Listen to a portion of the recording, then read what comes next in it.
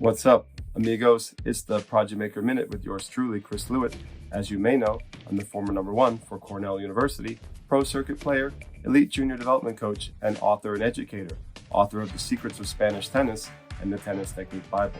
On this Prodigy Maker Minute, we've been talking about the holidays and how you should train for the holidays. I'm a big believer in that.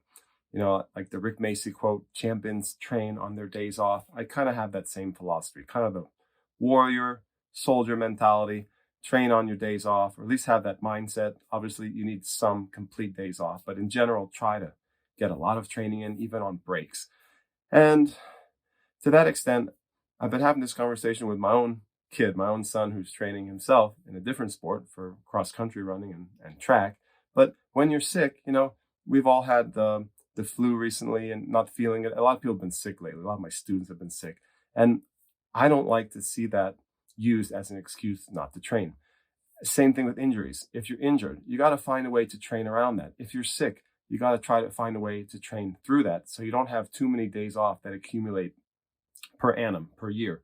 So that can be a little crazy. Like my wife thinks I'm nuts. She's like, what are you talking about? If you're sick, you should rest and recuperate all day. I mean, I'm all for rest and letting the body heal itself. But I also think that training is therapeutic. It's good for the mind. It keeps the player occupied. It fights depression and anxiety. And I also think to some extent, sweating and getting the metabolic system working is also healthy in terms of healing and helping to recover from an illness. In the case of injury, that's a little more tricky. You have to be really smart. Like, let's say you hurt something in your legs or your lower body. There's probably something you can do in your upper body. You know, there's generally a way to train. Obviously, some injuries will knock you out completely, but there's usually a way to train around an injury. If you hurt your left arm, you can train with your right arm. If you hurt your legs, you can train your upper body. Like, let's say you hurt something in your legs. There's even like upper body cardio you can do. You can box on the speed bag. You can do a hand bike. You know, you can use a ski erg. You know, you have to be really creative. I think it takes a creative, out of the box thinker and someone who's really disciplined to try to find ways to keep training even when you're hurt or sick.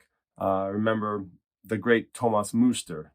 A little story about Thomas. He was in a terrible car accident and he was in a wheelchair for a while.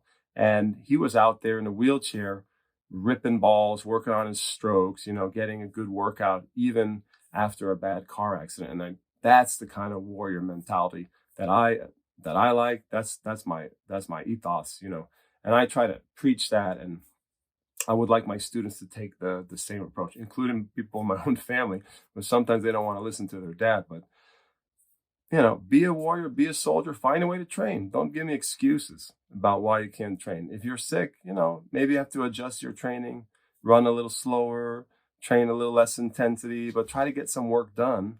And if you're injured, try to find a creative way to train around your injury. And there usually is a way. So guys, if you like this Prodigy Maker Minute, please check out my big show, Prodigy Maker Show. It's all about my philosophy and how to develop juniors. I've developed a lot of top juniors now over the years. And I'm also helping serious senior competitors now, the adult prodigies.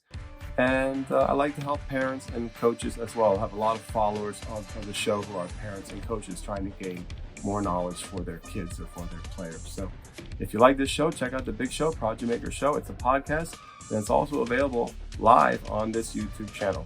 I'll see you guys on the next program.